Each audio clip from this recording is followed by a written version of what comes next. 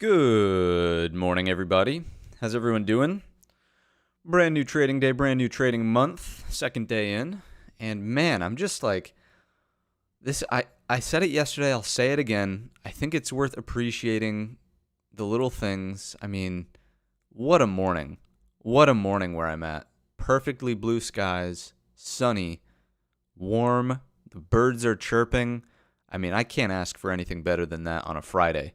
Seriously, you guys know I'm looking to move to that warmer climate. So a morning like this just gets me fired up, and my goodness, appreciative of these types of days. So I hope you've got something similar going on in your world, whether or not that's a beautiful morning, sunny and warm, or hey, maybe you like the cold and you're still somewhere up north, and that's your thing. So be it. Everybody can appreciate something different out there from good old Mother Nature, but what a day. What a day. I'm excited. So good morning, everybody. Nice to see you all. We'll let some folks trickle in here this morning. Just as a general reminder, we'll start diving into things in more detail in a moment, but 8:30 is going to bring some serious economic data. We've got about 15 minutes until that stuff starts coming out, so we don't want to get too deep into the weeds of analysis before that time frame. We don't want to start doing any major technical markup until these numbers come out. So let's say good morning to some folks in the chat, see what's going on, how everybody's day is going so far. Nice to see you, Mickey, John Cardozo, Chloe, Michael Cobble, of course, Heinz C., Stefan, Davey Day Trader, Crypto Commando, Gregory Rulo, JSL, David Ball, Roger Tutt. Who else? We've got Jihun Park. We've got Stevie J, Rebecca F. Good morning, Rebecca. Kid Ray, Mora. Who else? Cipriano. True. Yeah, I hope you're enjoying the good weather as well. Dwayne, Quest of Quests. We've got Nick Farrell. Paul is in the building. Nice to see you, Paul. Happy Friday to you as well. Hopefully you have a great trading week, or you had a great trading week. You're going to wrap this up on a good note here. DP, Buckminster Wallace. That's the BMW, of course. Good morning. Good morning. Sharath, nice to see you, man. Nice to see you. Kay is here. We've got Daily Juice. Good morning, M. Spears. The old M. Spears is now Daily Juice. Maria. We've got Rose Casanova, Trading Vibes, Byron. Everybody's here. Good morning, folks. Good morning. VR is here. Taking Profits, Sammy Sams. Woo, the list goes on. Good morning. Monopoly. Good morning, Mo. Nice to see you. Who else? Vic May. Good to see you. Cool.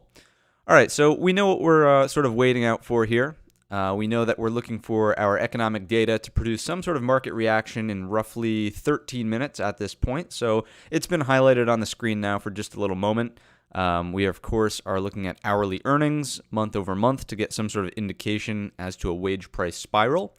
If the forecast is truly going to hold up here and we come in at the 0.3, that is below the previous reading, which once again would not indicate a wage price spiral. So I'll put BU here for that being a bullish data point if we come in at the expectation. The non-farm payroll is expected to come in at 193 versus 253 prior. That is some decent contraction, but remember that the previous read was really a blowout, huge beat in the previous non-farm payroll. And if we look up through our economic data, there was a big blowout from the ADP private sector here. So if this comes in greater than the expectation, then that would speak to a strong labor market. And once again, more bullish data telling the Fed that, hey, we can still kind of achieve that soft landing. The Fed will start aggressively cutting rates if this goes to here's some hyperbole, folks. Let's remember back to 7th grade English class, right? If this goes to 0, the Fed will be like, oh my goodness, what did we just do? We've got to start cutting rates aggressively. They will cut because they are forced to cut, not because inflation is coming down, right? So for the bullish, quote-unquote, fundamental narrative to hold up, we want the labor market to remain strong and the Fed to eventually be able to cut interest rates because of inflation naturally coming down, not some sort of panic in the labor market or, banks continuing to blow up. It seems to be, as of right now, isolated, right? We haven't seen anything like that since, so we shall see. Unemployment rate, historic lows here at 3.5, came in at 3.4 prior. It's not, it's not an aggressive enough uptick here to really come in as a shocker if we hit the expectations. I feel like that will be neutral for markets. No change on that information. So unless there's a massive miss here, and of course with a miss in unemployment rate, we're looking for a beat, meaning a move greater than the forecast. Unless this comes in, 4%, unless this comes in 4.5% or something like that, that would certainly be concerning, but the expectation here is pretty mild and once again does fall more into the BU for bullish category. So the bears will get a big gain or a big sweep, so to speak, if these numbers come in dramatically off of the expectations. But so far, if we come in at or better than expectations across the board, not really the end of the world from a data perspective. Right? So that's what we know about our sort of fundamental rundown for the morning. Let's take a look at some stock-specific headlines here.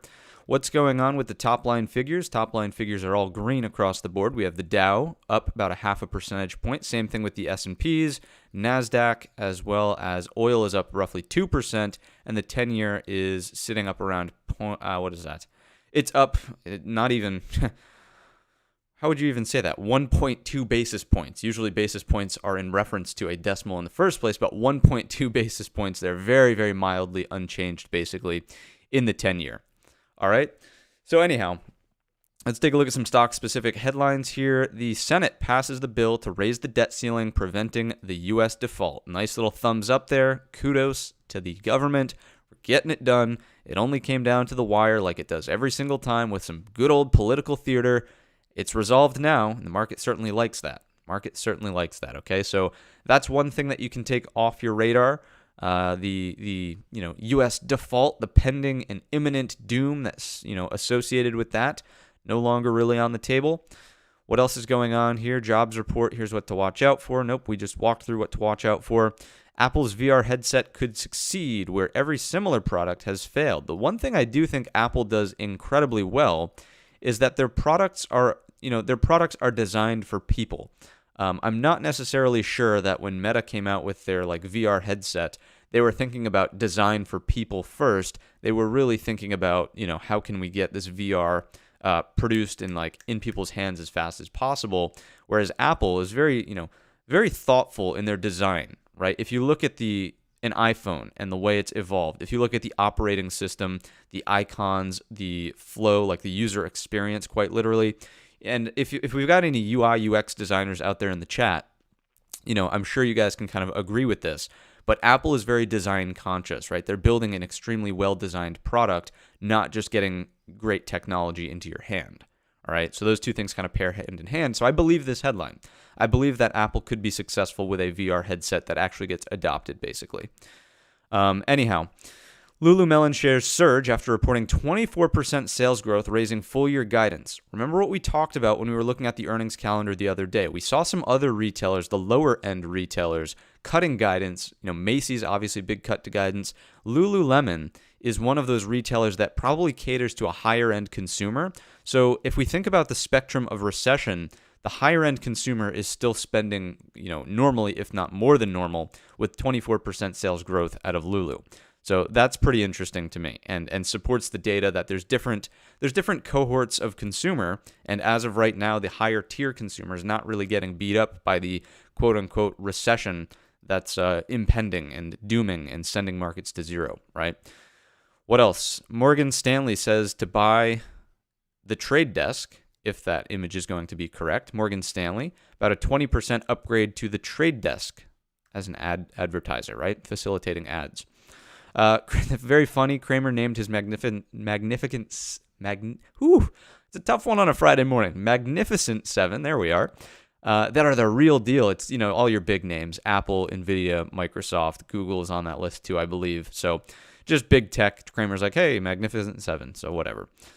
Meta says it will block news on Facebook in California if a recently advanced bill becomes a law. I suppose that comes down to the regulators.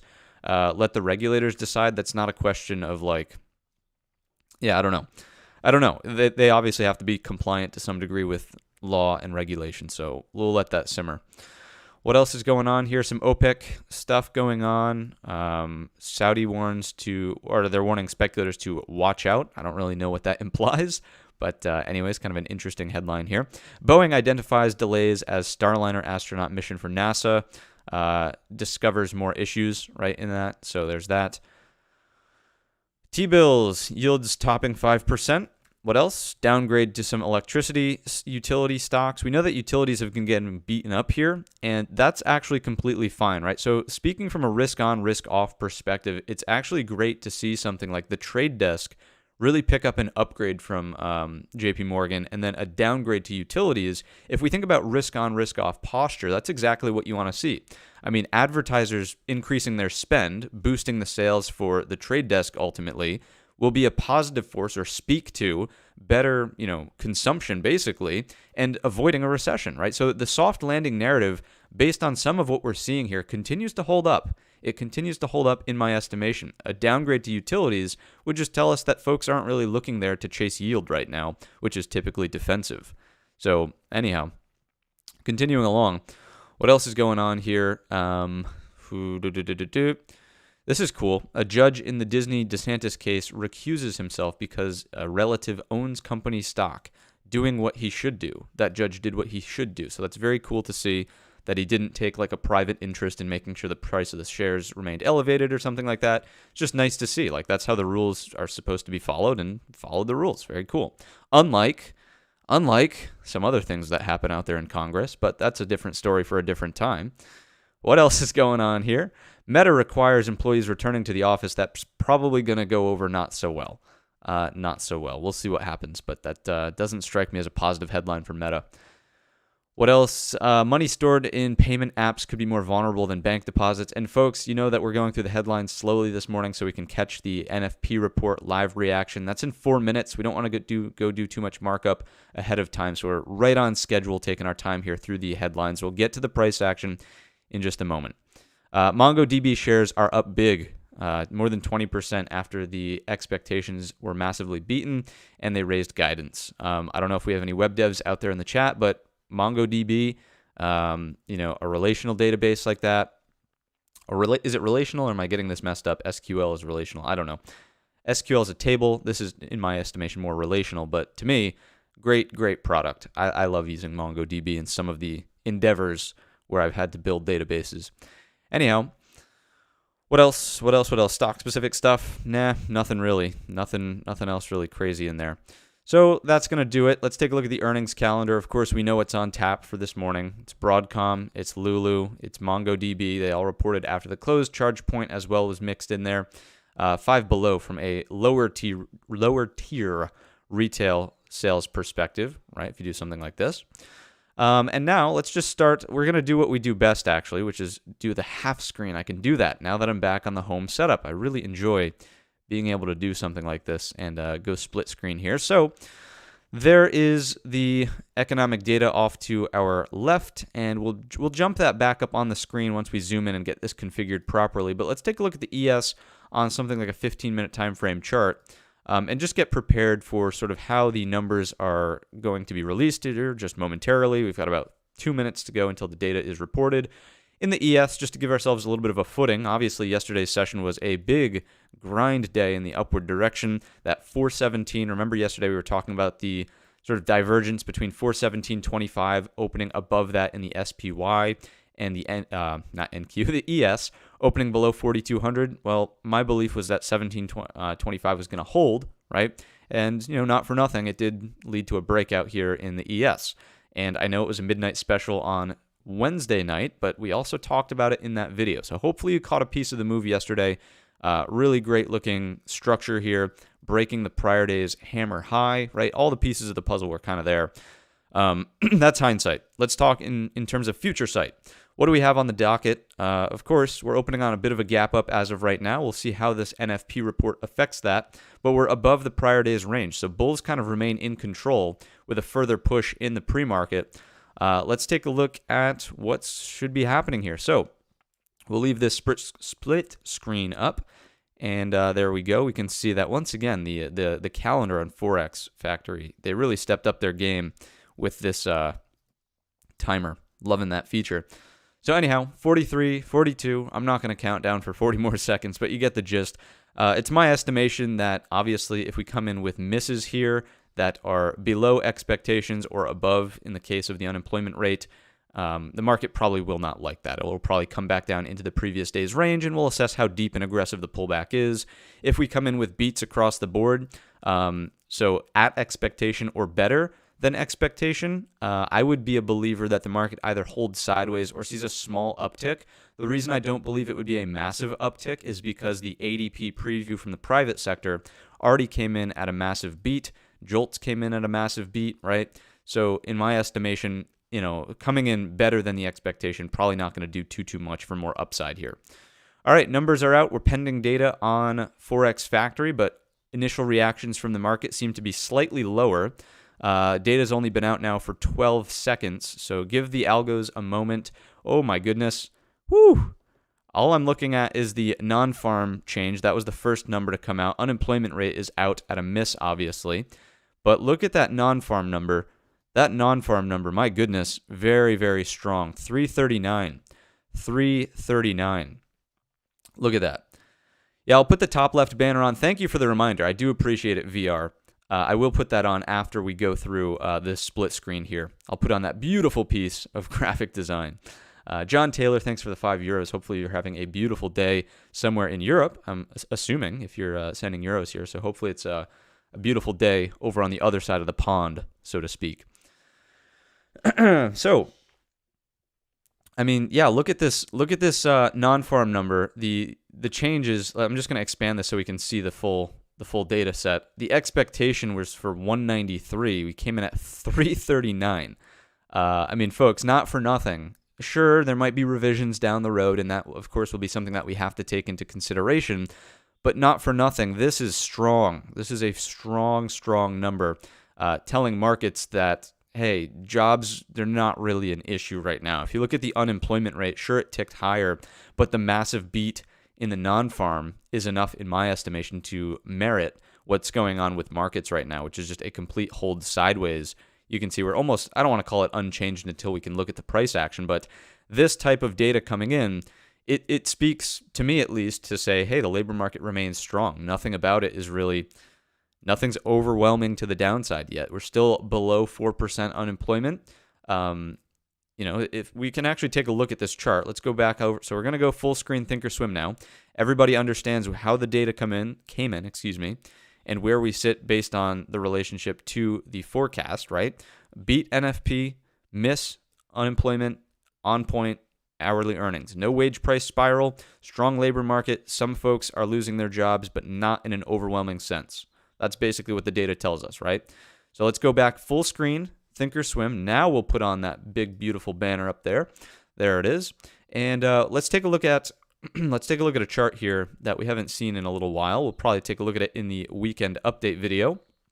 Here's the unemployment rate charted with a 12-month simple moving average. 12-month simple moving average. That simple moving average is sitting at the last read was 3.55. So technically we have breached this average in the upward direction, and the sort of forecast for the number here in May will be above at 3.77, right? Somewhere, or 3.7 rather, I should say, somewhere in here. So there is going to be a small uptick out of the unemployment data. Now it's our job to see if this starts accelerating in the next one. Remember that the unemployment rate is very difficult to keep a cap on, right? Once it starts breaching that 12, right, boom, ticks higher. Once it starts breaching that 12, boom, it ticks higher. Breaches the 12, boom, it ticks higher. Now notice, in all of these instances, the unemployment rate had started at or above 4, right? I didn't arbitrarily just pick 4% when I was saying, when we were looking at expectations, oh, if it's 4% or better, like 4.5 or like whatever, that's not an arbitrary read. That's really the threshold as to where we can see the data starts, coming in more concretely that, hey, that's kind of where that spike really comes from. Obviously, this is an outlier with the quote-unquote sickness, whereas this has much more to do with recessions, market conditions, and so on and so forth, right? So that's why we're not really cherry-picking the data, but typically bad things happen when this accelerates from a baseline of 4%, right? So anyhow, we're not all the way there yet. We are breaching it, though. It's something to start keeping an eye on, but as of right now, the futures are not responding in a negative fashion. So far, holding in there. Oops, let's go, boom, maximize sell. They're holding in there and they're looking good. We're pushing higher. We're actually making a brand new overnight high as of right now, which is keeping us on a gap. So we'll talk about gap rules in just a moment, but we do, of course, want to start from the highest time frames and work our way lower. So here's the 4-hour time frame chart. And let's get started here with our technical markup and understanding. If we look at 4-hour time frame charts, I mean, it's undeniable at this point in time that we have firmly broken the April annoying, godforsaken range down here, and markets are certainly starting to trend in the upward direction. You cannot really disagree with that, right? If you are trying to tell me that the market is in a downtrend right now, I would say something along the lines of, that's fine, you can believe that, and that is your belief, but the fact of the matter is that the market's actually building a new uptrend. We have lows, higher lows, and along the way we've got highs, and higher highs, just producing a brand new higher high as this gap up will likely hold and produce that on the opening print, right? So in this segment of the chart, it is undeniable, it's an objective, it is an objective, there we go, fact that the market is starting to trend higher. So it doesn't make sense to really maintain more of a bearish stance on this market as it continues to push in the upward direction, right? So that's first and foremost, understanding that we are technically in a 4-hour uptrend that is bullish. Are we producing a higher high? The answer to that question is yes. Does that mean we can afford and look for a higher low pullback? The answer to that question as well is yes. So even if we do see some downside today, it's not the end of the world if the ES pulls back and finds support north of 42.20. What is the level? It's like 25-ish. Yeah, 42.25. That would be okay. A little bit of downside here will not jeopardize the trend if we're searching for a higher low. If we fall into some sort of category where, okay, we're looking at a lower high and then a lower low is produced, yeah, we'll change our tone. But as of right now, objectively, we are definitely in a 4-hour uptrend. So now that we've laid that foundation, I mean, the hourly chart will speak for itself. If we look at this price action, we've got lows, highs, higher highs being produced. So to me, the hourly chart is also in an uptrend, and we know that we can afford a higher low pullback. The key structure that we want to look out for is this right around in here. Why is this the level? Because if we do something like this, folks, we always know that we want to turn that off, the extended hours.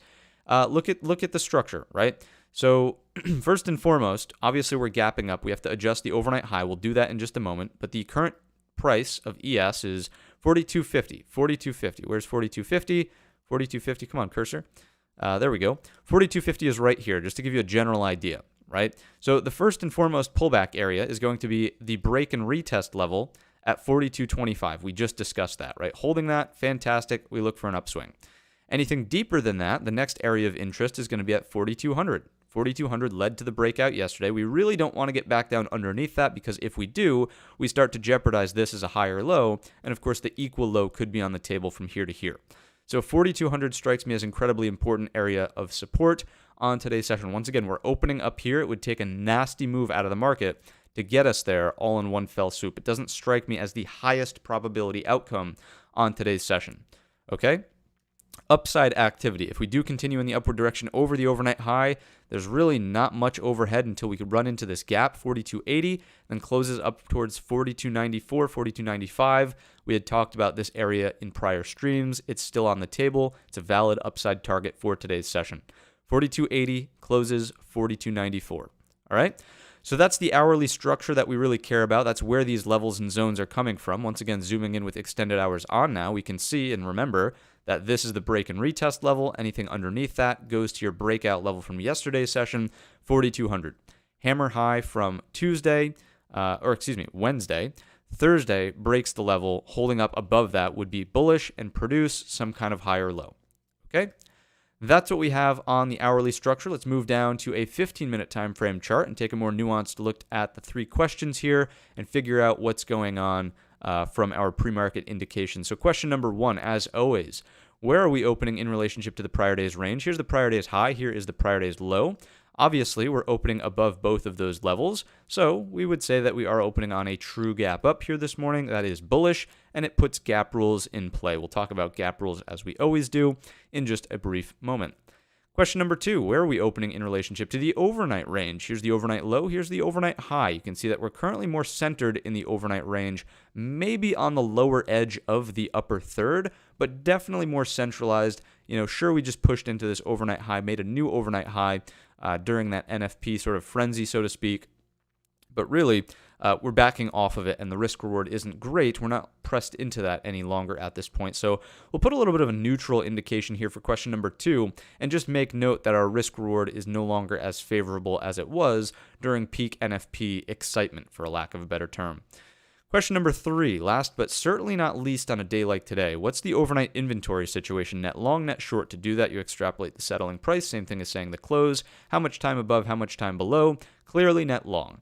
Clearly net long. Very little amount of time, very little amount of actual distance traded underneath the settlement, and a majority obviously above. I would say we're something like 97%. 97% net long. All right, and in a situation like today, where we are getting some shock and awe, the overnight imbalance is certainly noteworthy, right? This is ultimately what causes us to be able to trade the gap rules in the first place. Right, so take a mental snapshot. This is saying, yes, gap rules are likely going to be on the table sooner rather than later. Risk reward isn't great. We'll talk about why in just a second. Gap rules are in play. Take a mental snapshot. Boom, click, got it. Polaroids printed out. Wave it in the air a little bit, back and forth, and here we go. So gap rules tell us a couple of really important things here. Number 1, if we are going to fade this gap because the inventory is skewed net long, people trading here have terrible trade location. We are starting to see a little bit of a wick form at this high. If we fail to produce new overnight high, or a new high intraday over the overnight high is what I should say. If we fail to get acceptance over that overnight high, we know that longs with bad location here will be getting hurt. And thus, if we rotate down through the opening print, screens go from green to red, it's more likely that the market starts to see some downside instead of upside. And thus, these traders closing out will produce more downside pressure for markets. They are longs to close their positions. They are looking to sell. Therefore, we look for a tag up to the prior high of day. That would be a gap fill. And then if we get there, we look for a gap fill reversal. Right? We are looking for a higher low, essentially, because remember, this is ultimately a new budding uptrend that we're looking at. We're gapping up, producing a higher high. We're looking for a higher low to respect the prior structure here, and then the reversal comes in. The first target's always the opening print, and then beyond that, it's through the overnight high to target the gap that we have up above, which, as we just pointed out, is 42.80 to 42.94. 42.80, 42.94, that's your upper range target, so to speak. That's the gap in general, okay? So 2 things that we always say here for gap rules and the fade to be on the table. Number 1, we must fail the overnight high.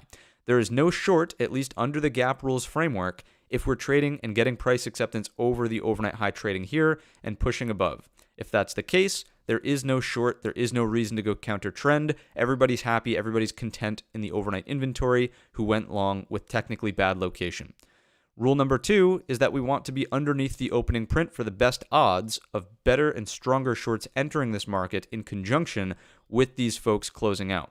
If we do not have that, if we are above the opening print, I would be cautious about taking the fade, aka if we're trapped somewhere in between the two, opening print and overnight high, it may not make the best sense to get aggressive in the downward direction until we rotate through that opening print, right? Those are always the 2 key factors that we look at when it comes to the gap rules actually playing out and giving us a tradable setup. Now, as we were pointing out, if the intended open is right here and we need to see a failure of the overnight high and then through the opening print for a downdraft to unfold, then ultimately this risk reward, it's not really fantastic.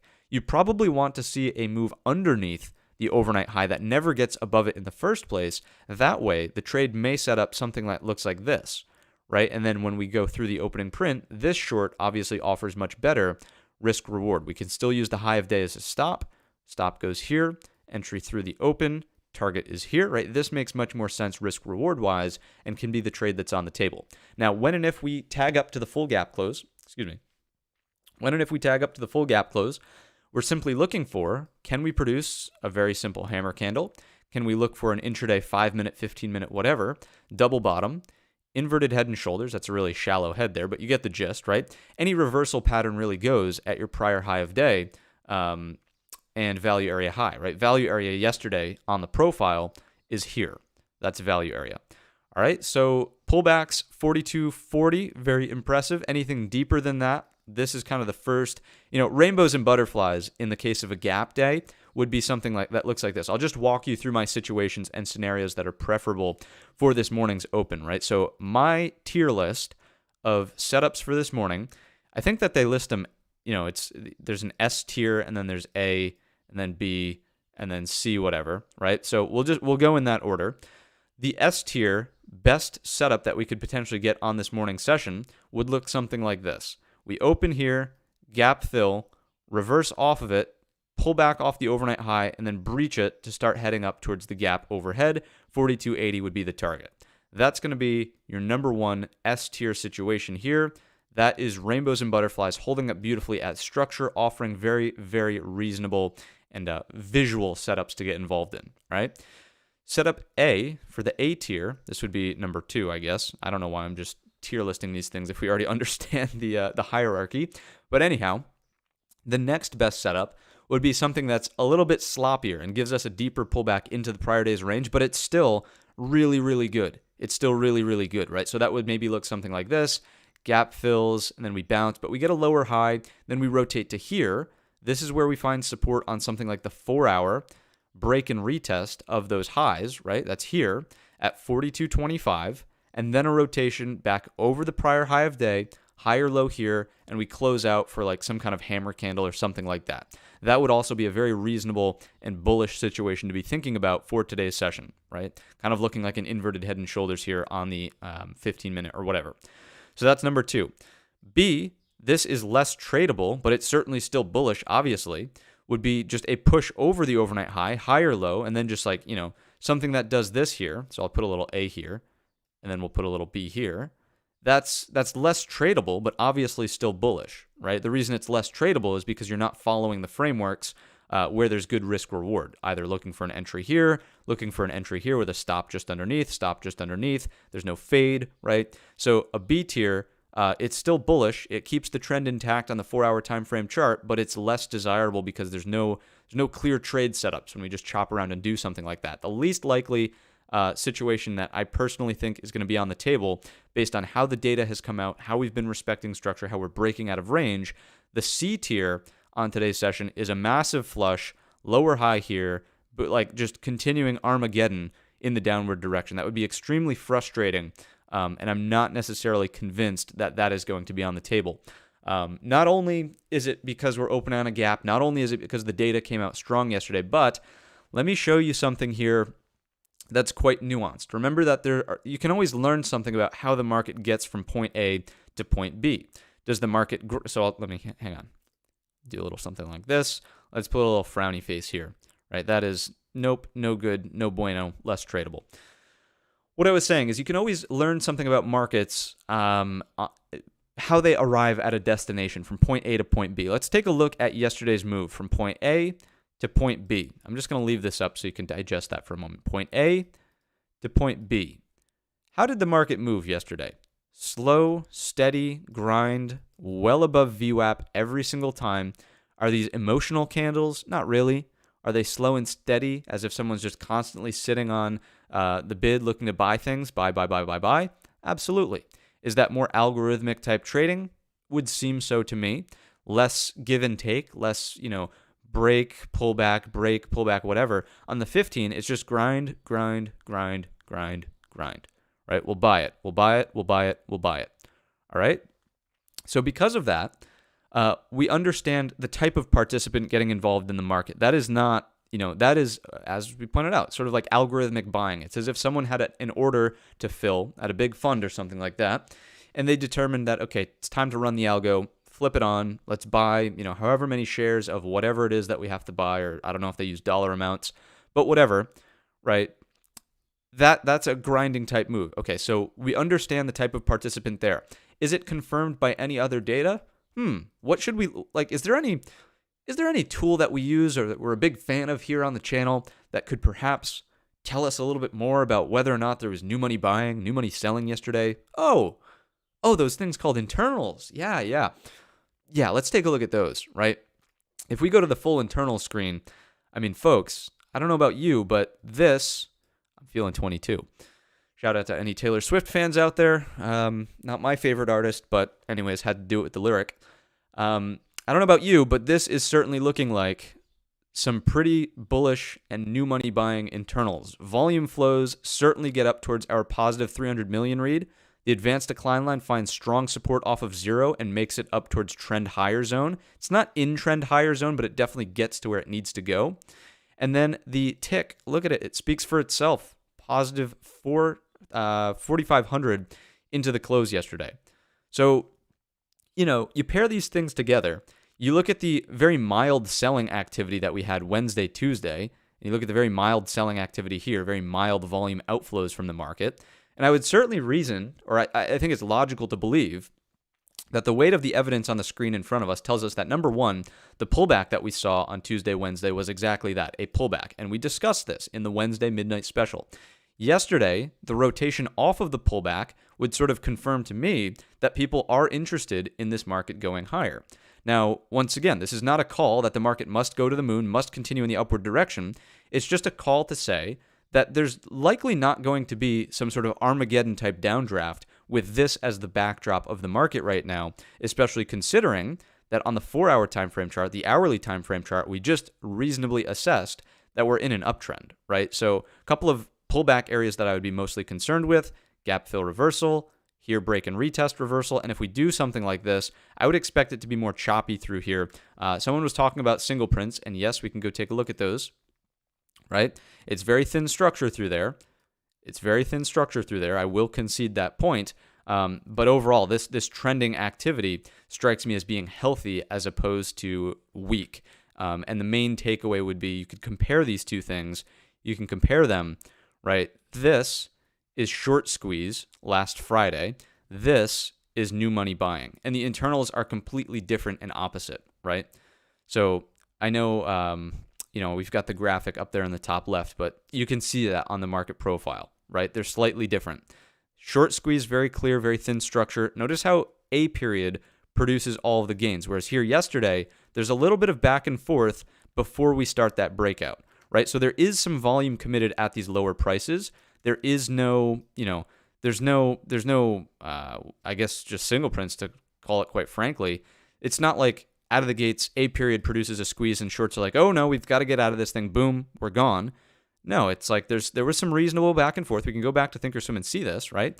Here's your morning pullback, 100% retracement and some, and then it's off to the races after we confirm that, yes, the markets don't really want to go lower here. All right, so I'm not a big fan of massive downside today. I think it's reasonable to look for two mild pullbacks, one here, gap fill reversal, and one here, break and retest reversal. Anything underneath this, I'm not saying that the market can't do this. The market can always do whatever it wants to do. I would just not be willing to participate. I would not be willing to participate in downside outcomes as in if we start breaching that for like a significant flush. I'm not looking at this market for a big down move is basically what I'm getting at. All right? So that's what I've got on the docket. That's what I think is the most appropriate way to look at the ES for this morning's open. If we do start getting lower highs under here, I'm going to go enjoy the beautiful day. All right. Yesterday's breakout was significant enough. It's a Friday. Let's talk about Friday rules right now while we've got kind of peak viewership, right? It looks like 1,200 people or so in the chat. Friday rules tell us that, today is not a day to be swinging for the fences. Today is not a day to be oversizing and looking for a massive home run type trade. Today is a day to really take in the information, see how the day closes, and keep your mental in check for the weekend, right? Get your quick trade in the morning, find the setup that works for you, take your, piece of the move and move on. Again, I was talking about this earlier on in today's stream to all of the, the core group of folks who tune in at 8:15 on the sharp. It's a beautiful day. Beautiful, beautiful blue skies. Not a single cloud in the sky. Sun shining. Very, very comfortable, warm temperature out right now. I'm looking forward to the day. I don't want to be sitting in front of screens for 8 hours today, grinding, trying to find a setup, right? So anyhow, that's my take on today's session. That's what I will be looking for. And once again, I don't know any better than the next person whether or not the market will break down underneath this level. But if it does, you better believe I'm not looking for big downside outcomes, and I'm probably just packing it up early on Friday session. All right, it's as simple as that. All right, we trade so we can enjoy the fruits of our labor and kind of have that time freedom. And I think that you should remember that. You should remember that. So let's take a look at the NQ and keep on moving through this morning's analysis. Let's take a look at the NQ. What's going on here, NQ? We'll move on up to a 4-hour time frame chart, and we'll do all the same things that we just did in the ES. I'm certainly mindful of time. We've got 8:54 on the clock. It's not like we're in jeopardy of, what's going on with this Zoom? No Zoom tool. Come on, Thinkorswim. Nothing? Nothing. Okay. So interesting. Tools don't want to work this morning. No Zoom with the tool. All right, we'll have to do it manually. Thank you very much. Come again. Anyhow, NQ, here we go. Strong uptrend speaks for itself on the 4-hour time frame chart. We are sitting at an equal high. Very interesting here out of the NQ. We're sitting at an equal high, not a gap up to a higher high at this point. Now, that's subject to change in the next, 35-ish minutes. But as of right now, a little bit more mild out of the NQ, putting in what could start to be construed as a double top. But folks, let me just remind you, it's not a double top until it is. We have equal highs after a higher low, and the only time this turns into a double top reversal is if we start producing lower lows. Does that look to be in jeopardy as of right now? Not likely. Opening at the highs, obviously the rotation for the entire day's session could probably bring us there and jeopardize it in the first place, but as of right now, not yet a big concern. Let's take a look. So understanding that, right, we can still look for a mild pullback that produces a higher low without jeopardizing the 4-hour trend. That's the main point and the main takeaway of what I'm talking about. I would suppose that from a pattern perspective, this, higher low pullback, flat top builds out a bull flag. You could look for that over time. That wouldn't be unreasonable here at the highs. Let's take a look at the hourly time frame chart. See what's going on over here. Now the zoomer's working. Nice. Same idea. Remember that this won't be a double top. Sure, we're dealing with an equal high as of right now, but it's not a double top until we break the neckline. We're not there yet.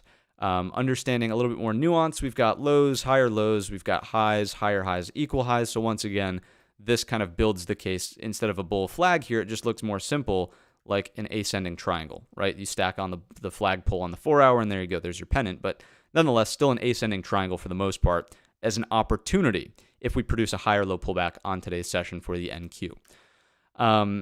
Let's go ahead and continue on down now that we kind of understand this. One thing I'll also point out actually while we're here is that if the NQ does come down to this neckline, it's a very interesting area for the chart.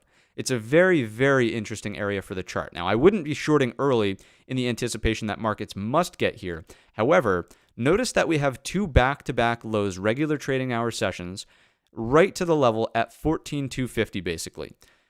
That's not really how you want to see a low be produced. It's too precise. There's no excess at that low. And if you think about auction theory, right? Technically auctions should end on like a little bit of a bang, not a whimper. And that's, you can pull that one from Jim Dalton and Peter Resnicek and all the market profile godfathers, right? This is the improper end of the auction, right? You don't really want to see a perfect double bottom like that. So the level is weak. Once again, we're not approaching it yet on today's session. We're not near it yet, but carry it forward into like perhaps next week's analysis. We'll be talking about it in the weekend update as well. But carry forward that if we revisit this area, it should break in theory. In theory, it should break. We should go on a stop run. And then looking left, there's more concern that the single prints underneath from the squeeze last Friday are in jeopardy.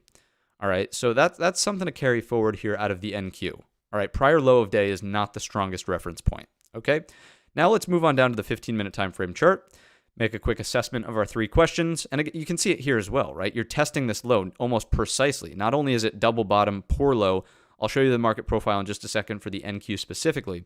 Poor low here intraday, right? Intraday, poor low on the Wednesday session. Thursday overnight tags it once again, and yesterday's regular trading hours tags it once again.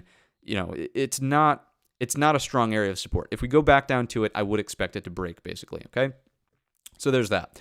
Let me just show you the market profile now. That way we don't get sidetracked after the fact and have to revisit. So funky zoom, let's see if we can manage this a bit more appropriately for the NQ. There we are. And you can see there's your poor low, two back-to-back TPOs. There's your overnight low touching it, and there's the prior day's low. All right, so there it is right across the board. Just like I would say in the ES, we have different structure and less of a squeeze underneath us and better buying. Notice in the NQ last Friday, there's the squeeze. That's what that looks like. Here's yesterday. It's definitely still a thin profile. Don't get me wrong. It's still a thin profile, but trending days are always going to be thin in the market profile. It's the nature of a trending day. You're not going to spend a lot of time at every individual price. So the fact that they're not strictly single prints strikes me as, okay, this is different than a short squeeze, and we also saw that confirmed in the internals as well. Okay, so that's your NQ on the market profile. We'll go back on over the 15-minute time frame chart, start marking things up just a little bit. 3 questions tell us that number 1, we are back down inside of range. The value area high was slammed up to the prior high of day, so technically we are opening inside of value as well for question number 1.5. Those are fairly neutral and balanced indications on the open, but I would start to think about this afternoon pullback level as almost being a line in the sand. We'll talk about that in just a moment here. Question number 2, before we get into the situations and scenarios. Question 2. Where are we opening in relationship to the overnight range? There's the high, there's the low, obviously centered, another neutral and balanced indication. And as we start to do this, right, just compare and contrast the two between NQ and where we're slated to open and the ES, right? You can clearly see a divergence between the two. The NQ looks to be the weaker of the two indexes thus far based on the pullback versus the ES, right? Question number 3, last but certainly not least, then we'll talk about some situations here. Prior day's settlement, how was the overnight positioned in relationship to it? Here's a little bit underneath. Here's a lot above. I would say that we're something like, only about 57%. Again, not going to bust out the calipers this morning and take a closer look, but I'll venture to bet 57% net long. The reason being is that, sure, majority of the activity is definitely above the settling price, but this pullback here has certainly neutralized some of that bullish activity. So there might be a small bullish edge, but not a whole lot. And once again, this almost ties directly into question 1 and 1.5. Without a gap on the table, a 57% net long overnight inventory shouldn't really produce a whole lot of shock and awe. We're basically unchanged from the prior day's settle, right? So noting all of that, I think the ES is a better candidate for early morning trade, okay? So what was I saying about this pullback low? You'll notice that, again, this little mild pullback before the secondary push held that area, and that's exactly where the liquidation break into the close went. And now I would call it exactly that. It is exactly that. This move is a liquidation break. This is not new money selling. This is not anything. This is just longs who potentially were looking to get involved on this secondary push higher, didn't really get the full follow-through move that they wanted, realized that they didn't want to hold this overnight, and boom, they sell it off into the close. This really doesn't strike me as new money sellers getting active, and the evidence for that clearly is just that markets continued higher in the after hours, and it held a very nuanced level, right? Stronger sellers, they wouldn't have cared about this level. Stronger sellers would not have allowed a decent retracement of the move in the first place into the close, right? So liquidation break in its entirety there. So holding that low of the liquidation break strikes me as an important and significant level for today's session. It's going to be around 14,450, we'll call it for round number's sake. 14,450 out of your NQ as a pullback level. So what does that leave us with for situations, right? Obviously, opening range, whatever, some kind of balance because we're opening in the prior day's range. Break the prior high, we'll target the overnight high, and we'll take it one step at a time from there. If you're not comfortable taking the break of this level, you wait for the retest high or low above and look to get involved here. If we would go lower, right, first target should be overnight low, and then perhaps beyond that, your 14,450 that we were just describing, right? That would be the next key pullback level out of the NQ based on the liquidation break from yesterday afternoon. And the again, folks, it's very easy to visually identify that this level is here, but understanding the type of participant who was getting involved on that move, that's where the secret really is, right? That's where the secret really is. If this is liquidation break, then sure, this area should, in theory, provide a positive response. Now, again, thinking about the lows down here, now that we know the types of participants here and that there are, for the most part, probably a lot of stops stacked underneath, that's a different story. That is not a strong area of support, right? So just things to carry forward, right? So NQ, we've talked through it. Sure, don't get me wrong, a lower high underneath could produce some downside rotation through the breakout from yesterday, but once again, I'm going to go enjoy my blue skies, sunny, early summer day here, go hang out by the waterfront. These are the days, right? These are the days. If I had to say anything about today's day, it's a 10 out of 10 day already on this morning. And it was a 10 out of 10 day yesterday as well. Just a gorgeous string of days here. So regardless, My thoughts on the NQ opening range, ideally it breaks here higher lows above the previous day's session, and we look for continuation on a deeper pullback. Or this isn't even really a deep pullback, but the ideal pullback to get involved is a little bit deeper than the overnight low, 14,450 we just described. If we go underneath with a lower high, packing up shop. Don't really want to get involved in that. We'll look for different trade setups next week. All right? That's that. Jay, baby, I'm up in New England, south of Boston, on the coast. So not the Cape, I'll say that. I'm not on the Cape, but these days are what I wait for all winter long. This is what I literally count down the days all winter long for this right here. So I'm enjoying my day. Anyhow, that's the NQ. Let's move along and take a look at the RUT. What's going on with the Russell 2000 and the small cap world?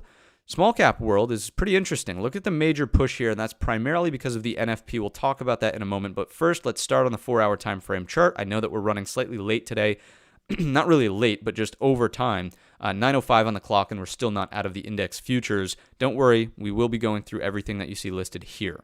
We'll be getting to that in just a moment. I see that we have, really, really strong viewership this morning. If you're a new viewer to the chat, don't worry, we will be going through SPY, Qs, IWM, Apple, Netflix, everything that you see on what we call the core list of companies will be covered. So let's keep trucking along, and we'll get to it in a moment. Russell is up first. What do we see out of Russell futures? Starting to break the top of this range in the upward direction. That does strike me as constructive, but it is on a gap, a very large gap at that, right? The ES is opening within its threshold of gap range. The Russell here is clearly opening outside of its threshold with a massive move, gapping into overhead resistance. I wouldn't trust this as far as I can throw it on the open. All right, so that's the 4-hour. I mean, it's definitely possible that it's trying to build out more of an uptrend, and by that I mean a nuanced uptrend in this box, right? With lows, equal lows, highs, trying for the higher high. From here to here, don't get me wrong, absolutely still a lower high.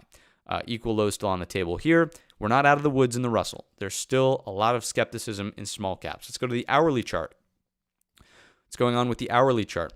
Hourly chart shows us that we are continuing to push, obviously, in the upward direction, but we're clearing this, which was primarily acceptance in the overnight session. Remember that this holiday session is treated as overnight as well. Remember that we had long liquidation out of the Russell. Long liquidation, 2 days back to back. And yesterday, I would say that the Russell, if anything, looks more like a squeeze. We'll show you that on the market profile in just a moment. It's the only one really with that single print structure. So anyhow, really leaves only a handful of outcomes for the trend to change. I wouldn't really call this a definitive higher high because of this issue back here. Still the opportunity for a lower high. And instead, what's going to change the trend, if the trend is going to change, is just a higher low pullback that respects this overnight low, basically, and the consolidation from yesterday's afternoon session. 1773 is the number that we had been using, 1773. That's kind of the zone that you want to see hold up. David Ball, big shout out to David Ball gifting a channel membership here. It looks like BB is the lucky winner. Congrats to BB, and thank you to David Ball. Very, very genuine, very generous and genuine of you to do on a Friday session here. So appreciate that. Back to the Russell though, right? Higher low pullback wants to respect this structure right here at the overnight low, 1773, and then we're kind of looking for, okay, equal high break starts to cement more of an uptrend, right? Because we haven't done anything impressive with the highs just yet. As of right now, it's been rotation. I mean, sure, think about it like this, folks. Classically, if this is going to be a double bottom, we know that we must breach the neckline for a big set of higher highs. And don't get me wrong, we are pushing that in the overnight session, but with gap rules in play, we know that we're looking for a fade primarily. So enough of that. Let's go 15-minute time frame chart. We'll keep it very brief in the Russell. You can see that this clearly responded better to the NFP, and the reason behind that is obviously your small cap companies. That's where the job growth really counts. I mean, you hear these anecdotal headlines about, big tech layoffs and whatnot, but for the NFP, I mean, you're looking at primarily companies in the Russell 2000 that are adding, not your larger cap tech companies. There we go. So that's in my estimation why the Russell is responding so much better to this positive data, right? Small caps are being seen as, oh, okay, things actually aren't all that bad. There was some decent hiring. The jobs market remains strong there. good to go, right? That's definitely more of a risk-on indication. And we also know that the Russell has been lagging. So is it going to play catch-up now that the data is sort of supporting stronger evidence for, again, quote unquote, soft landing as of right now? It seems more likely. Remember that this exists on a spectrum. I haven't been monitoring the chat too closely to determine if people are basically getting angry at the soft landing terminology. I don't think they are. But remember that this exists on a spectrum. If you have soft landing over here, it's not that I'm calling for like, okay, rainbows and butterflies, everything's perfect, the soft landing is achieved. But, if this is the spectrum, here's 50%, and this is the hard landing, crash and burn situation, I would say that markets are probably somewhere in this area as opposed to in this area. That's all I'm getting at. Again, things are definitely a spectrum of situations, probabilities, all of that stuff. I would feel as though we fall on that side of the spectrum, basically seeing how this data is coming out. So there's that. Okay. Yes, NFP. NFP, look for the setup, stands for non-farm payrolls. It's how many jobs were added to the economy, for a lack of a better term, in the preceding month, right? So that's NFP. So Russell responding strongly. We know that gap rules are in play. We can just visualize the three questions. Obviously, we're opening on a gap. We're opening outside the previous day's range. We're opening up against the overnight high. The overnight inventory is 100% net long. Gap rules are in play. The gap is sizable here out of the Russell, so keep in mind that a 50% gap fill could be a very reasonable outcome for today's session. That's going to bring you around 1785 if my eyeballs are calibrated properly on this wonderful Friday morning. Let's test that out. How are the eyeballs doing this morning? Oh, man. It was off by a little bit. It was too good to be true. 50% gap close based on this full overnight range, basically above the prior high of day, is 1786.80. 1786.80. So close enough, but they weren't perfectly calibrated. I suppose, we're not 20/20 vision this morning. Anyhow, 50% gap fill, keep expectations managed out of the Russell is basically what I'm getting at. But as long as we don't fall back aggressively into the prior day's range, and in my estimation, the strongest level is here at this 1771-ish overnight low, as long as we're not underneath that, this is a very bullish improvement for the Russell and small caps getting above this level in the first place, right? So in a picture-perfect world, it just produces a higher low on a pullback or some kind of continuation over the top, right? And what was I going to do here? I was going to show you, there we go, market profile, the difference, and how the Russell yesterday did actually feel as though more of a short squeeze, right? So you can see, right, we definitely have strings of singles here, and thin volume as well as that break to the upside, that distance was traveled. Don't get me wrong, still some strong activity on the open to confirm, the low. But these single prints, yes, are different, and visually so, we can see that quite literally, from the NQ and the ES, right? So that's something to carry forward, okay? And all that means basically in the Russell is, once again, if we start moving into the prior day's range, we really want to see those lows hold up around 1771, overnight low 1771. We just saw that here, right? We want to see that hold up because the risk is that this pullback probably unfolds sooner rather than later, based on the thin structure and more of an indication that it was a squeeze, unlike the ES and the NQ. Okay, we've covered the broad market future indexes. Let's take a look at our cash ETFs now. Let's throw on here we go. That's what we want. And let's get started with the S&Ps. SPY is up first on the chopping block. What do we see? What can we note? What's going on? SPY, what do we see from the pre-market perspective? Obviously, we are above the prior day's high. We're opening on a true gap up. Where are we in relationship to this wick high? We are, what's going on? Oh, this is an hourly chart. What am I saying? How foolish of me. We're opening above, obviously, all of this structure. That's kind of the main point. One thing I would add on to the hourly chart here, we talked about this in the Wednesday midnight special. 422 was going to be the target because it was the opening print of the gap up from Tuesday. And you can see that we really didn't get much price acceptance above that. So if we do pull back, once again, this coincides with some of the things we were talking about in the ES anyhow. Not only could you look for a gap close at the prior high of day, you could look for 422 out of your SPY. 422 out of the SPY is a reasonable pullback as well, and that's rainbows and butterflies. Anything deeper than that, and clearly, right, your higher low is 420.50. 420.50. So two I suppose it's actually 3 pullback areas to watch for in the SPY today. We know that gap rules are in play. We know that we are looking for a pullback in the first place, but we can afford it, right? Because we are opening on a gap, giving ourselves a new higher high, coming off of a series of higher lows. We could afford it. We're looking for the gap close, prior high of day, 423, next level, 422, then after that, 420.50, line in the sand. Line in the sand for today's session, 420.50, 420.50, right? So that is your SPY. Those are the numbers. Those are the levels I would be thinking about. And once again, the primary situations would be a failure of the overnight high, goes for a gap fill reversal. That's rainbows and butterflies. Reversal off of 423. We'll look to trade into some upper targets. 425 is the primary. 425. All right. Anything deeper, and you'll just have to battle back up through those areas, right? So if we go gap fill reversal and then fall back down to 422 and then turn off of that more firmly, then you have to battle back up through 423. That's basically, that should be the first target. Then you look for the opening print. Then you look for the high of day, so on and so forth, right? That's how you walk up the targets. I don't know if we can coin that, put a trademark on that, but you walking up the targets, right? Walking up the levels. So that's the S&Ps. Anything under 420.50, not so much thrilled about trading outcomes there. If you do want to try to short this and capture the pullback, that's fine, but just don't overstay your welcome on the short side. Do not overstay your welcome on the short side, right? QQQ, what's going on with the NASDAQ 100? We just talked about the NQ futures, and the theories all apply here as well. This should be very straightforward. You're coming in for a double top. Remember that you're not gapping out of the prior day's range as far as the ES or the Russell at this point. This double top will not break until the neckline is violated. We talked about how this is a poor low, very weak low, as we exactly test it the very following day. The best pullback area that you want to look for support would be 349, and then something that does this. That's kind of, I shouldn't say best, but that's the line in the sand pullback area, 349. Your equivalent to the afternoon liquidation break level in the QQQ is going to be closer to 351.50.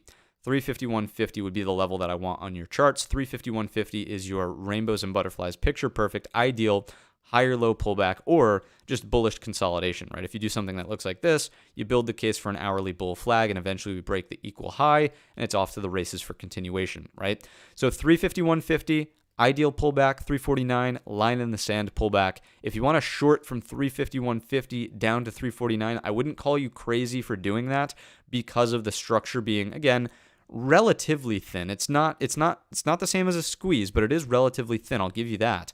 You could look for a lower high underneath and take that outcome. Just wouldn't be primarily what I'm looking for on today's session. All right. I like what Rebecca F says. Grab a coffee, wait for the setup, be P for patient. All right. Moving along, IWM Russell 2000 small caps. This should be most recently seared in your brain from the Russell futures. Big gap up here. Let it simmer. Let it. What do the kids say these days? Let them cook. Let them cook. 178, right? 178 is the forecasted opening print. You can see that there's a lot of gap range to close underneath us. It's a sizable gap, a reasonable half gap. I'm just going to use my eyeballs here, and this one will be 177. 177. It's the whole dollar. It's roughly halfway between here and the 177.75 level. 175.75. There it is. That's a tongue twister when you get two back-to-backs like that. 175.75. It's a lot of 75s, man.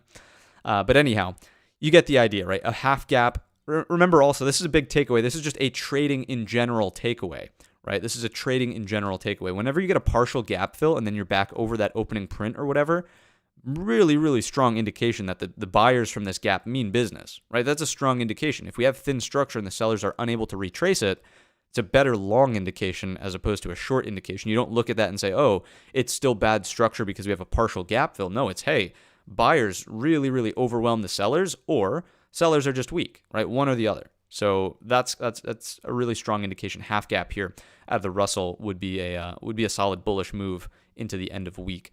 All right. So that's what we've got there. Let's get down to the bread and butter. I'm sure this is what a lot of folks have been waiting very patiently for, so I appreciate your patience. We've got 9:18 on the clock, so let's try to get through it all here.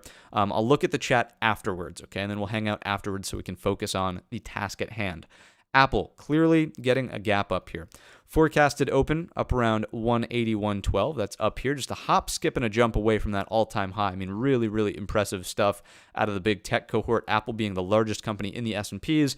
Pretty difficult to say that markets are bearish here as Apple's pushing for new all-time highs. The recovery has just been phenomenal. Barring that longer term thought, what does it mean for this morning's open? This little bubble is driving me nuts. I'm going to have to fix that and make it more permanent, but you get the gist. I'll do the same thing over here. I can't stand that. I'm sorry. I just cannot work with that on the screen. No, come on. Come on. I know I just said we were going to try to be quick about this, but if there's one thing you know about me, it's I like to be very particular about how the charts look, where the levels are. So, okay, we can see better. We can see clearly now that the rain has fallen. Gap rules are in play. A pullback here would not be the end of the world. We're clearly in an uptrend. You could start to look at this as, kind of a rising wedge, whatever. A pullback, it doesn't jeopardize trend here as long as we're over 179. You can see that as clear as day out of Apple, that the afternoon little liquidation break holds that, and now we're opening on a gap up. So any pullbacks in Apple that are over 179 today, very tradable in the upward direction. Straight up continuation, and there's virtually no structure till the all-time high is on the table at 182.94. That to me is very impressive. All right, so Apple, great looking chart. Everything about this looks bullish. Higher low pullbacks, very much so on the table. Gap fill reversal on the table. Be mindful that you shouldn't be chasing this long on the open. If it does not pull back, if it does not offer up a setup for the gap fill reversal or a 179 reversal, then the only respectable way to trade this long is waiting for like a push and consolidation over an upward trending VWAP. And that'll be the same for all of the gaps that we look at in this morning session. Obviously, this is where the sellers start to have something stronger going on. We're just not there. We're not even close. Not even close. Netflix. What's going on with Netflix? Let's zoom in properly. There we are. No gap up out of Netflix. We're opening inside the previous day's range, but we are staying above the inside bar. Remember that we had an inside bar breakout yesterday. The pullback respected it. Higher low rallied into the close. Little mild bull flag forming here. If Netflix can break out over 405 would be the level for 405. If we can break 405 and hold 405, we're currently trying to do it in the pre-market. That's your gatekeeper for upside, firmly getting out of the container bar range, which was set back here on Tuesday, right? On Tuesday. So looking constructive for upside out of Netflix. I wouldn't really want to trade this thing short until we start breaking the inside bar lows at 390. That's still the same level from yesterday, 390 for shorts. You got to be patient there. Tesla, what's going on with Mr. Musk and his EV company here? Currently opening on a very mild gap up, so there's not enough range here to trade for the pullback on the gap rules. And instead, once again, our job is very simple today. We're looking for higher low pullbacks to buy. We're looking for evidence that markets may support here at 207.50. We're looking for evidence that we may support at the prior high of day. Then we're looking for entries in the upward direction. The context of the market right now is undoubtedly bullish in everything that we've seen. Everything that we've seen. SPY, Qs, IWM, Apple, Netflix, Tesla here, undoubtedly bullish with these gap ups. Now, I think it's a very important distinction to make that we're not chasing the gap ups. We're waiting for the pullback first. We don't want to be a buyer on the higher high. We want to be a buyer at the higher low, which once again is structure back here, 207.50. Anything deeper than that, it's the breakout point from here, closer to, your number is going to be 204.50.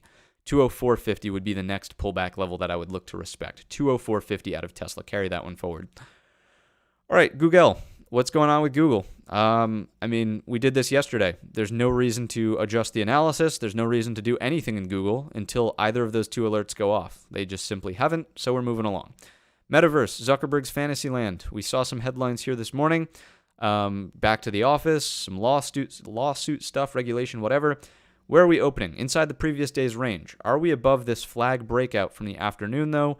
Yes, we are. We're above 270.30. As long as we're above that, bullish consolidation, you're looking for reasons to go long on an equal high break, and you're continuing to target the gap close way up there at 290. If you can hold out for that on something like a swing trade, with plenty of time horizon on your options contracts or just doing so with shares, then fantastic. That trade is still very much so on the table. We've been talking about this. You didn't need to be the first one in the door, but now we've definitively gotten many instances of proof that, the trend is up here in the gap, right? So once again, you don't want to be a buyer at the higher high. Consolidation, equal high break is a bit more attractive. We're not gapping to a higher high, so Meta does look tradable for upside. Once again, your hold level is as long as we are above 270.35. Next up, NVIDIA. What's going on in the chip land and just continuing to push. Very, very, very impressive stuff. Once again, folks, you guys know me. I've been this way for the past, I don't know, since earnings came out. This is, it's starting to get there. It's getting there. I will give credit. It's getting there. We're starting to build out enough structure to take trades against, but it's still kind of pie in the sky, right? It's still kind of pie in the sky. Ideally, this would have been head and shoulders, lower high underneath 389.75 yesterday. Didn't happen. And obviously we're opening on a gap up. It doesn't mean that we have to continue. I'm still a little bit skeptical of chasing NVIDIA at these levels. We don't really have enough structure to be, longing against in my estimation yet. But undoubtedly gap higher, bullish sentiment. It's not a short. It's definitely not a short. I'm just not personally comfortable chasing it long up here at the highs. Call me weak-handed, call me whatever you want. It's not my mojo. It's not my thing. So I don't really think that there's much to go off of here in NVIDIA. I'll leave it at that. Obviously, pullbacks that hold 389.75 keep us outside of that original earnings range. That's the most constructive for an uptrend here starting to build out. That would be the ideal higher low pullback, right? So we'll carry that forward, but not really in love with doing anything here today. Next up, Softy. What's going on with Softy? Decent looking move to recover and get back above that 331 we discussed yesterday into the afternoon. Now it's very visually simple thing to look for. You want to see prices hold above it. Very, very simple, right? Turn this into a pie in the sky, inverted head and shoulders. Higher lows remain above 331. Again, forget the patterns, forget this, that, the other thing. All a pattern does is show you where higher lows and higher highs could potentially be. If you get this and then this, obviously it's a higher low. We're back inside of this range. Over time, we'll look for the equal highs. All right, as of right now, we are opening on a very mild gap up. So once again, just like Tesla, you don't want to be shorting this for the gap close. And instead, you want to be looking to be a buyer of pullbacks that show you evidence that we will support at either the gap close or here at 331. Any pullback in between that area, it's definitely tradable. You just don't have structure to be going off of. You'd have to be able to spot that nuance, right? So that's Softy. And then last but not least, doing great on time. We've got 9:25 on the clock. Pretty good. Amazon, last but not least, the mini beast. What's going on here? Gap up, strong gap up over the 124.50. This is a prime candidate for if the markets do pull back. This is where you would want to partake in the gap fill and gap rules framework, right? You could short this on a failure of the overnight high through the opening print to target the prior high of day. Overnight low support there as well. 123.50 would be your target. Amazon does strike me as a reasonable gap fill type trade that could unfold, right? It's not like these other ones that either don't have a gap or aren't gapping substantially high enough to offer a tradable range. So Amazon, carry that one forward as a fadeable option on this morning's session. All right, let's go back to the ES very briefly. Any updates to bring in the ES? Let's take a look, and then we're out of here.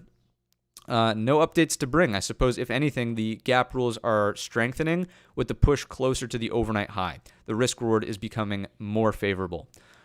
All right. That's going to wrap it up, folks. I do appreciate all of you tuning in on a gorgeous Friday morning. Hopefully you enjoy your weekend. I'll talk to you in the weekend update video, of course. If you would do me a small favor on the way out, hit the thumbs up button. It's a great way to show a little bit of support for the stream, spreads the love, and pushes this out to new potential viewers. All right. Join us in the Discord. We hang out there, send some ideas, chat back and forth, banter, all that good stuff. You can chat with other traders. That is linked down below in the description. It's completely free to join. And with that said, everybody, I truly do wish you all a green trading Friday. Have a great weekend. Don't jeopardize your psychology. And I will catch you in the next one.